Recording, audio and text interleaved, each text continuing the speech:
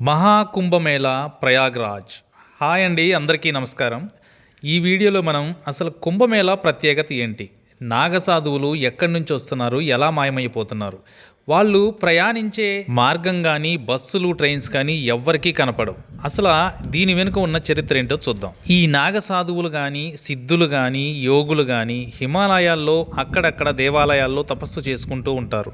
కానీ ఒక్కసారిగా ఇంతమంది ప్రత్యక్షమవుతారు, మళ్ళీ ఒక్కసారిగా మాయమైపోతారు. దీన్ని చూస్తేనే అర్థమవుతుంది మనకి నాగసాధువులకి ఎంత శక్తి ఉందో, వాళ్ళు ఎంత శక్తివంతులు. ఇంతమంది నాగసాధువుల్ని చూడటం ఈ కుంభమేళాలోనే సాధ్యమవుతుంది. ఎందుకు ఈ కుంభమేళాకి మాత్రమే వీళ్ళు బయటకు వస్తారు? ఈ కుంభమేళా యొక్క చరిత్ర ఏంటో చూద్దాం. ప్రపంచంలోనే అతిపెద్ద ఆధ్యాత్మిక సంగమం ఈ మహాకుంభమేళా.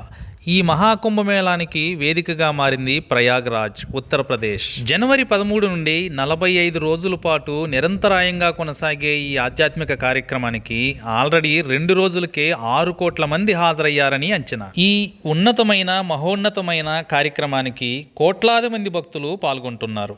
సాధారణ ప్రజలతో పాటు సాధువులు, అఘోరాలు, ముఖ్యంగా నాగసాధువులు ఎక్కడెక్కడ నుంచో వచ్చి పాల్గొంటున్నారు. ఇక్కడ పుణ్యస్నానాలు చేస్తే జన్మ పునీతమవుతుందని భక్తుల నమ్మకం.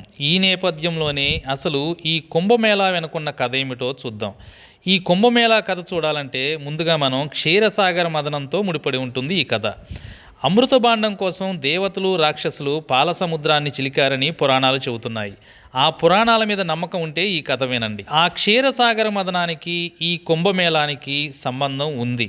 అమృతం కోసం దానవులు, రాక్షసులు వాసుకిని మందపర్వతానికి కట్టి చిలుకుతున్నప్పుడు కామధేనువు, కల్పవృక్షం, ఐరావతం ఇలా ఒక్కొక్కటిగా పుట్టుకొచ్చాయట. ఈ క్రమంలోనే హాలాహలం కూడా వచ్చింది. ఆ వచ్చిన హాలాహలాన్ని భోలాశంకరుడు తన కంఠంలో ఉంచుకున్నాడు. తరువాత అమృతం వచ్చింది. ఆ అమృతాన్ని రాక్షసులకి అందకుండా విష్ణుమూర్తి మోహిని అవతారంతో గరుత్మంతుడి సాయంతో దూరంగా పంపించి వేయాలని ప్రయత్నిస్తాడు. ఆ ప్రయత్నంలోనే గరుత్మంతుడు అమృత భాండాగారాన్ని తీసుకువెళ్తుండగా 4 చుక్కలు కిందికి ఒలిగిపోతాయి. ఆ 4 అమృత బిందువులు పడిన ప్రదేశాల్లో ఒక్క ప్రదేశమే ఈ ప్రయాగరాజ్. మిగతా ప్రదేశాలు హరిద్వార్, ఉజ్జయిని, నాసిక్. కుంభమేళా సమయంలో ఆ అమృత బిందువుల యొక్క శక్తి పునరావృతమవుతుందని, అక్కడ స్నానం చేస్తే పాపాలన్నీ తొలగిపోయి పునీతులమవుతామని భక్తుల ప్రగాఢ విశ్వాసం. అందుకే గ్రహ భ్రమణాలను అనుసరించి ప్రతి 12 ఏళ్లకు ఒకసారి ఆయా చోట్ల మహాకుంభమేళా నిర్వహిస్తారు. మాఘ కుంభమేళా ప్రతి సంవత్సరం దీన్ని నిర్వహించడం ఆనవాయితీ. అర్ధ కుంభమేళా 6 ఏళ్లకు ఒకసారి, పూర్ణ కుంభమేళా 12 ఏళ్లకు ఒకసారి. అదే ఇప్పుడు జరుగుతున్న మహాకుంభమేళా అయితే 144 సంవత్సరాలకి ఒక్కసారి నిర్వహిస్తారు. కుంభమేళా సమయంలో దేవుళ్ళు సరాసరి భూమి మీదకు వచ్చి భక్తులను దీవిస్తారని పురాణాలు చెబుతున్నాయి. ఇక గుప్తుల కాలంలోనే ఈ కుంభమేళా నిర్వహించినట్లు చరిత్ర చెబుతుంది. అప్పటి రాజులు కూడా ఈ వేడుకను పెద్ద ఎత్తున నిర్వహించేవారు. నది ఒడ్డున పెద్ద పెద్ద ఆలయాలు, ఘాట్లు నిర్మించి పుణ్యస్నానాలకు ఏర్పాటు చేశారు. ఈ కాలంలోనే కుంభమేళా స్థానిక వేడుక నుంచి ఓ దేశవాళీ స్థాయికి ఎదిగింది. 12వ శతాబ్దం తర్వాత దీని ప్రతిష్ట మరింత పెరిగింది. వివిధ రాజ్యాలకు చెందిన రాజులు, చక్రవర్తులు ఈ వేడుకల్లో పాల్గొని తగిన ఆర్థిక సాయం, వసతి ఏర్పాట్లు కల్పించేవారు. ముఖ్యంగా అక్బర్ కాలంలో మహాకుంభమేళా కోసం ప్రత్యేక నిధులు, భూ కేటాయింపులు జరిగాయి. ఆ తర్వాత బ్రిటిష్ వారి పాలనలో కూడా కుంభమేళా ఖ్యాతి మరింత పెరిగింది. కేవలం సాధువులు, అఖాడాలు మాత్రమే కాకుండా సాధారణ ప్రజలు కూడా పెద్ద సంఖ్యలో పాల్గొనేవారు. 1918లో జరిగిన మహాకుంభమేళాలో మహాత్మా గాంధీ కూడా పాల్గొనడం విశేషం. అయితే ఈ తరహా కార్యక్రమాలు ప్రజల్ని ఏకతాటి మీదకు తీసుకొస్తున్నాయన్న కారణంతో క్రమక్రమంగా బ్రిటిష్ ప్రభుత్వం దీనిని వ్యతిరేకించింది. పన్నులు విధించి అణగదొక్కే ప్రయత్నం చేసింది. స్వాతంత్రం తర్వాత తొలిసారిగా 1954లో తొలి కుంభమేళా నిర్వహించారు. అక్కడ నుండి ఈ పుణ్యకార్యం నిరంతరాయంగా కొనసాగుతూనే ఉంది. ప్రతిసారి భక్తుల సంఖ్య పెరుగుతూనే ఉంది. మహాకుంభమేళా జరిగే అన్ని రోజులు ఆ ప్రాంతం దైవనామస్మరణతో మారుమోగిపోతుంది. ఎముకలు కొరికే చలిలో కూడా నూలు పోగైనా ధరించని నాగసాధువులు, ఏళ్లపాటు కఠిన దీక్షలో ఉండే సాధువులు, అన్ని బంధాలను తెంచుకొని దేవుడి కోసం మాత్రమే పరితపించే సిద్ధులు అక్కడ మనకి దర్శనమిస్తారు. ఈ అపూర్వ వేడుకను చూసేందుకు 2 కళ్ళు సరిపోవంటే అతిశయోక్తి కానే కాదు. 45 రోజుల పాటు సాగనున్న ఈ మహాకుంభమేళాకు ఉత్తరప్రదేశ్ ప్రభుత్వం పెద్ద ఎత్తున ఏర్పాట్లయితే చేస్తుంది. కుంభమేళాలో పాల్గొనే వారి సంఖ్యను ఎప్పటికప్పుడు లెక్కించడంతో పాటు వారికి కావలసిన సౌకర్యాలను కూడా ఏర్పాటు చేయడం కోసం అత్యాధునిక సాంకేతిక పరిజ్ఞానాన్ని వినియోగిస్తుంది. దేశం నలుమూలల నుంచి ప్రయాగరాజ్కు ప్రత్యేక రైళ్లను ఏర్పాటు చేసింది. అలాగే అదనపు విమాన సర్వీసులు కూడా నడిపే యోచనలో ఉంది. ఈ కుంభమేళా సమయంలో అనేక రకాలైన వేడుకలు జరుగుతాయి.